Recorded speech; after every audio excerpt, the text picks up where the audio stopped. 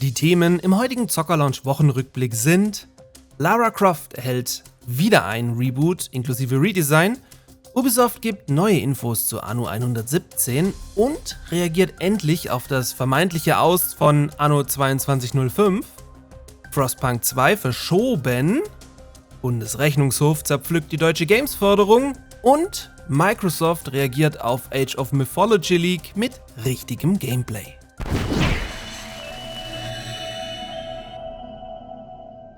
Crystal Dynamics hat ein erstes Bild der neuen Lara Croft veröffentlicht, die damit mal wieder neben einem Reboot auch ein leichtes Redesign spendiert bekommt. Das Bild zeigt Lara in ihrem klassischen hellblauen Tanktop mit braunen Shorts, ausgerüstet mit 2 Handfeuerwaffen und einigen anderen Überlebenswerkzeugen.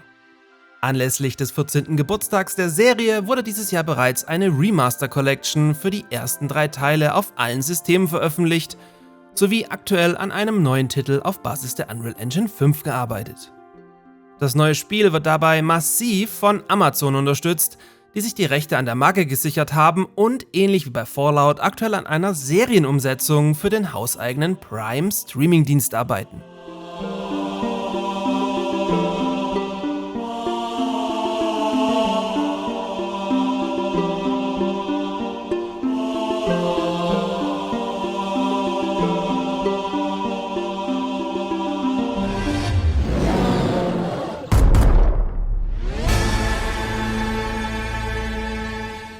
Via Anno Union samt Q&A hat Ubisoft auf die vielen Fragen zu Anno 117 reagiert und einige neue Antworten geliefert. So wird es 2024 definitiv kein offizielles Gameplay zu sehen geben, da man sich in zu vielen Designfragen noch nicht abschließend festlegen wolle.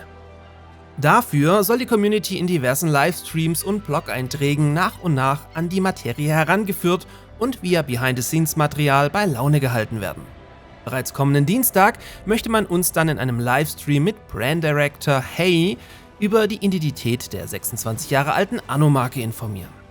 Wie jetzt auch bekannt wurde, sind bereits seit längerem diverse Spieler aus der Anno-Community zu Playtests eingeladen worden, die, was sollte Ubisoft auch anderes sagen, sehr angetan vom neuen Konzept waren. Ich halte euch hier natürlich wie gewohnt in den Anno-News auf dem Laufenden. You can take it from here.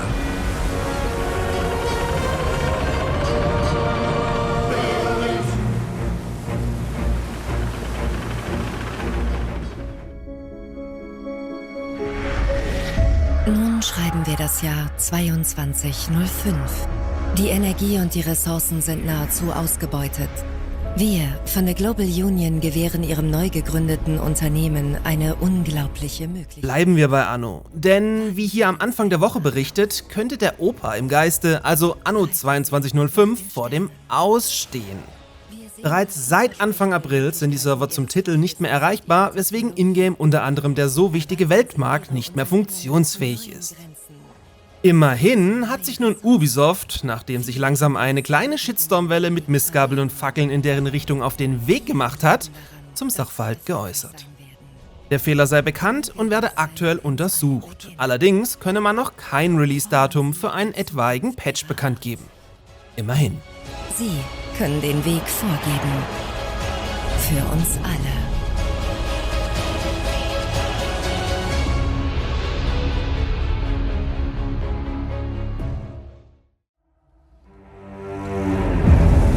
The great storm wiped the world clean.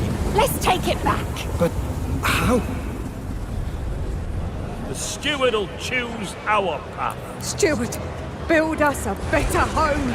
Eines der spannendsten Aufbauspiele dieses Jahr ist zweifellos Frostpunk 2. Hier hat jetzt allerdings das Feedback der Beta-Tester ergeben, dass man an einigen Stellen nochmal nachbessern muss. So soll der Titel jetzt am 20. September 2024 erscheinen, also sicherlich irgendwo verschmerzbar.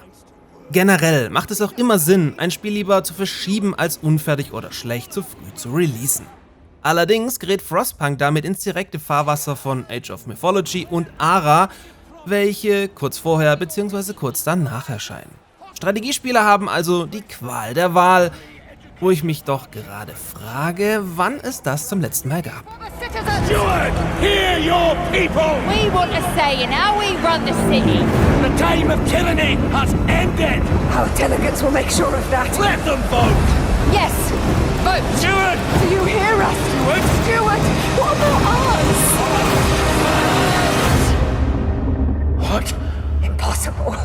Seit 2019 können sich deutsche Videospieleentwickler durch die sogenannte Deutsche Games-Förderung massiv fördern lassen.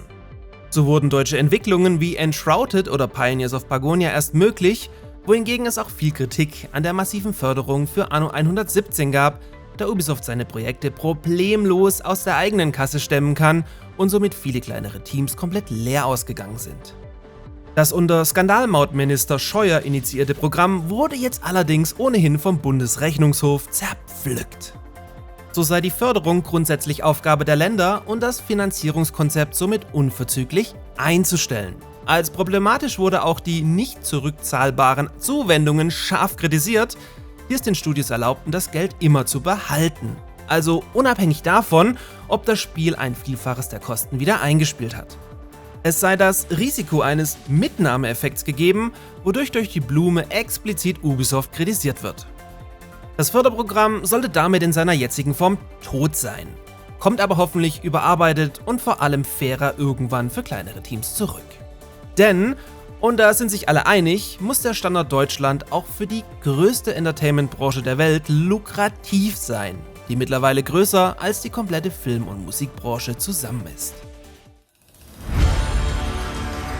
We return to you now as the gods of mankind. Alright, let us continue our super special strategy episode now with Age of Mythology Retold.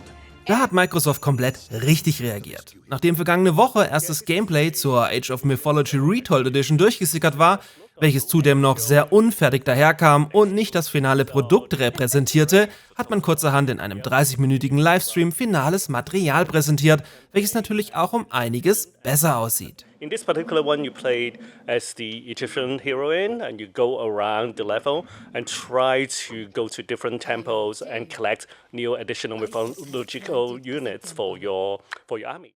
So hatte man jetzt auch spannende Vergleichsbilder im Gepäck, um nochmal zu verdeutlichen, wie viel Arbeit in dieses Remake geflossen ist. Age of Mythology Retold erscheint am 4. September 2024. Käufer der Premium Edition können allerdings bereits eine Woche früher loslegen. In diesem Sinne, gerne ein Abo dalassen für mehr und bis zum nächsten Mal. Oh yeah, the art team, basically everything has been redone, reimagined, retold, if you will. Oh, a friendly kraken? Oh, Is he shaking his hand? Like I can't.